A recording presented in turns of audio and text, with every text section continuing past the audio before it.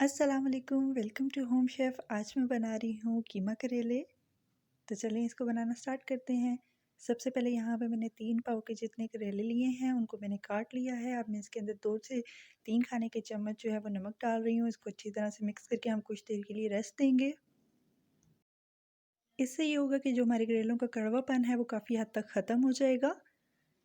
अच्छा, यहाँ पे मैंने आधे घंटे के लिए करेलों को रेस्ट दिया। आप जितनी देर के लिए चाहें रख सकते हैं। तो अब करेलों ने अपना पानी छोड़ दिया है। अब इसके अंदर हमने पानी डाल के अच्छी तरह से इसको वॉश करना है। करेलों को अच्छी तरह हमने हाथ की मदद से मसल के साफ़ कर लेना है, ताकि जितना भी उनका नमक है वो भी उतर जाए और जितना उनके अंदर कड़वापन है वो भी निकल जाए। अच्छी तरह से आपने मसल के इसको वॉश करना है। उसके बाद अच्छी तरह से करेलों को आपने निचोड़ के निकाल लेना है एक साइड पे। यहाँ पे मैंने करेलों का पानी निचोड़ लिया है, बाकी भी मैं कर लूँगी। अब एक पैन के अंदर मैंने 1 कप के जितना ऑयल लिया है। इसके अंदर मैं करेलों को फ्राई कर लूँगी। मैं हाफ़ हाफ़ करके इनको फ्राई करूँगी। हाफ़ करेले मैंने ऑयल के अंदर शामिल कर लिए हैं। अब अच्छी तरह से हम चम्मच चलाते हुए इनको फ्राई कर लेंगे। हीट मैंने दरमियानी रखी है यहाँ पे। जैसे आप भिंडियों को फ्राई करते हैं इसी तरह से आपने करेलों को फ्राई कर लेना है। मैंने करेलों को इतना फ्राई किया, इससे क्या होगा कि करेले आपको कड़वे नहीं लगेंगे और ये कीमे के अंदर बहुत अच्छे लगते हैं। अब इनको ऑयल अच्छी तरह इनका निचोड़ के हम एक प्लेट में इनको निकाल लेंगे। आप देख सकते हैं करेले कितने अच्छे फ्राई हुए हैं। अब उसी ऑयल के अंदर हम बाकी के करेले फ्राई करके निकाल लेंगे।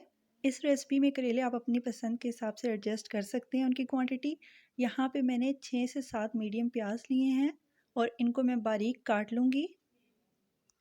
इसके बाद जिस ऑयल के अंदर मैंने करेले फ्राई किए थे उसी के अंदर मैं कटे हुए प्याज शामिल कर रही हूँ। अच्छा, मैंने इनमें से 2 प्याज सेपरेट कर लिए थे।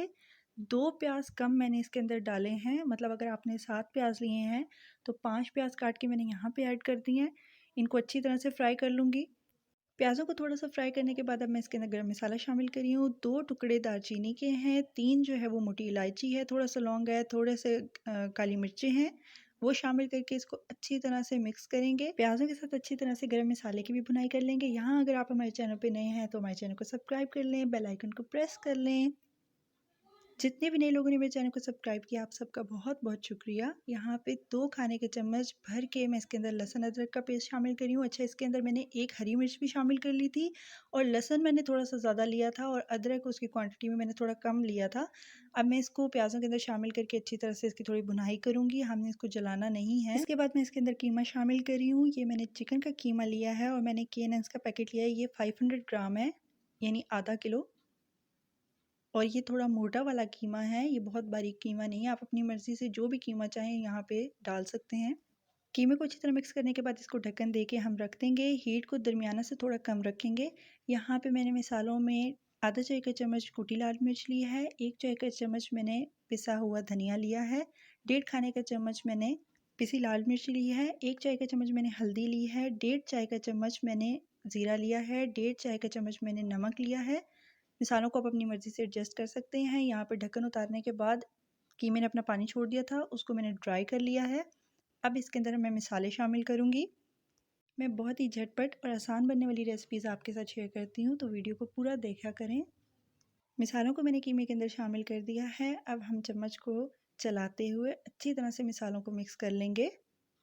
लेकिन मसालों को हमने यहाँ पे जलने नहीं देना, लेकिन अच्छी तरह से कीमे के अंदर इनको मिक्स कर लेना है।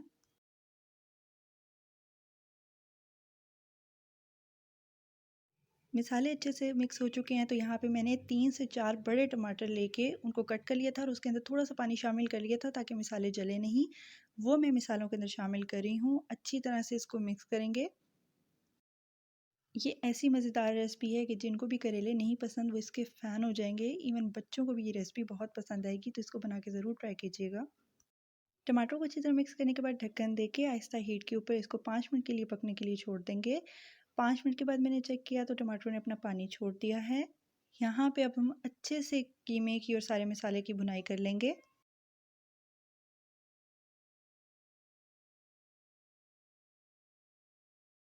अच्छी तरह भुनाई करने के बाद अब हम इसके अंदर फ्राई किए हुए करेले शामिल करेंगे। करेले शामिल करने के बाद इसको भी अच्छी तरह से मसाले के अंदर मिक्स कर लेंगे।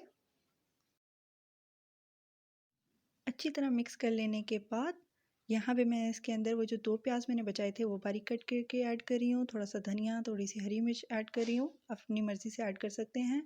اچھی طرح سے مکس کریں گے، ڈھکن لگا کے اس کو 5 منٹ کے لیے آہستہ ہیٹ پہ دم دے دیں گے۔ 5 منٹ کے دم کے بعد ہمارے مزیدار قیمہ کریلے تیار ہو جائیں گے۔ ویڈیو پسند آئی ہو تو اس کو لائک کریں، شیئر کریں، ہمارے چینل کو سبسکرائب کریں۔ Thank you so much for watching. اللہ حافظ۔